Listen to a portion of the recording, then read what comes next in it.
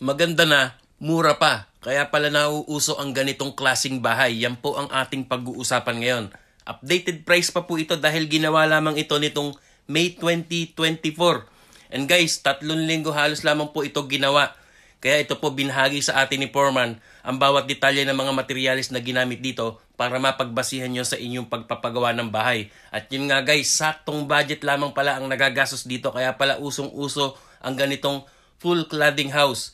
So ito po ang ating topic at pag-uusapan, ang pinagawang bahay ni Ma'am April Rose at Sir John Francis. So ito po talakayin at pag-usapan na agad natin yan. So guys, unahin po natin dito sa mga ginamit na mga bakal na yan, na nakatayo na yan. So ayon sa details ni Foreman, gumamit po sila dito ng mga C-purlins na ang sukat po ay 2x3 at kung saan yan po yung ginamit dito sa kanilang steel trusses at yung ibang nakatayo dito na bakal. So ayan po, 45 piraso na C-purlins ang ginamit. And then gumamit din po sila dito ng tubular. Ayan po, yung ibang mga ginamit dito sa pamakuan ng kanilang wall cladding at yung iba sa terrace. 2x2 na tubular, 80 piraso.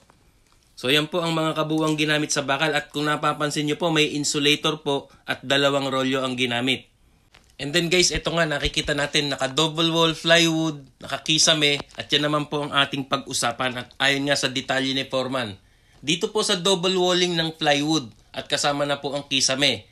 Lahat po yan, marine plywood po ang ginamit at ayon kay Foreman, gumamit sila dito ng 45 piraso na marine plywood.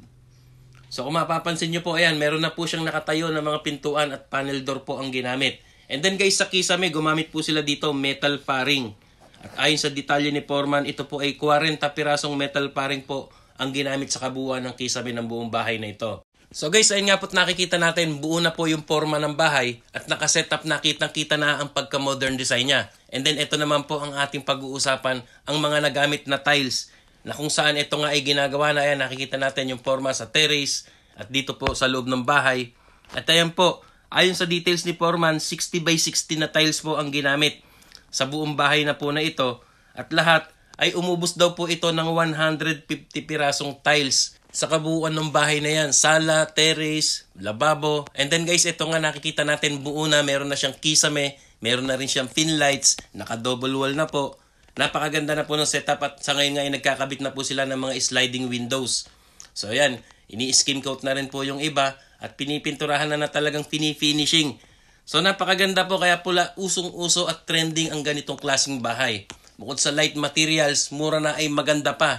So ito na nga guys, kitang-kita na, buong-buo na yung bahay, nakakabit na yung sliding windows at yung kanilang metal cladding, kitang-kita na po yung forma. So ayon po sa details ni Foreman about sa metal cladding, marami po nagtatanong nito. So ito pala, ang isang piraso po ng metal cladding, 7 meters ang haba. Iba-ibang klase po yan, depende pala sa haba na o-orderin mo. Ayon kay Foreman, lahat po sa kabuuan ng bahay na ito ay 13 pirasong metal cladding po ang kanilang nagamit. So ayan po, unti-unti nang nagfi-finishing, kinakabit na nga po yung kanilang main door or yung panel door sa harap. So ito naman po ang ating pag-usapan about po dito sa kanilang color roof na kung saan color roof, long span, rib type po. At lahat po ito ay 9 na piraso at ang haba niya ay 9.5 meters. Yan, ayon po kay Foreman. Yan po kabuuang nagamit na yero lahat dyan sa bahay na yan.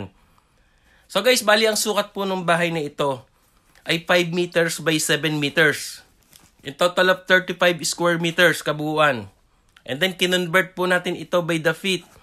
At lumalabas na 16.6 feet by 33.3 feet. Ito po ay may 2 kwarto. So guys, ito po dinitalya ni Foreman kung anong sukat ng kwarto dito. Kaya ito po yung unang kwarto or yung pinaka master's bedroom nila. Ito po ang sukat ay 10 feet by 9 feet. And then guys, yung isang room ay 5 feet by 7 feet. And then yung CR naman, ito po ay 4 feet by 8 feet.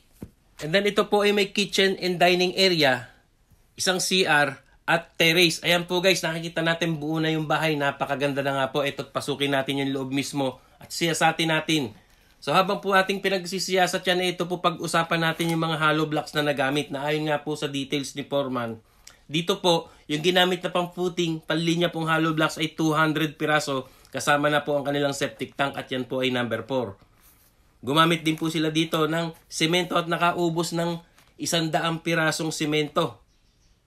Sa mga bakal naman ay gumamit ng 12 mm at ito po ay 35 piraso.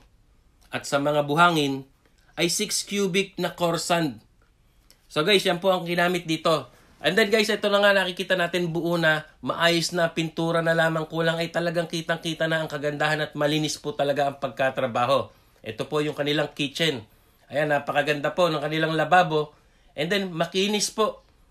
Talagang satisfied po si client dito or si owner sa kanilang nakuhang manggagawa na talagang sulit ang kanilang ginastos dahil nga po ito'y saktong budget lamang at ganito na nga kaganda ang naging resulta. So once again, congratulations po kay Sir John Francis and Ma'am April Rose na tunay ngang napakasarap ng feeling nyo ngayon na nakita nyo na ang bunga ng inyong pagsusumikap pagtutulungang mag-asawa na dating pinapangarap lamang ang ganitong bahay at eto na nga, nasa totoong buhay na.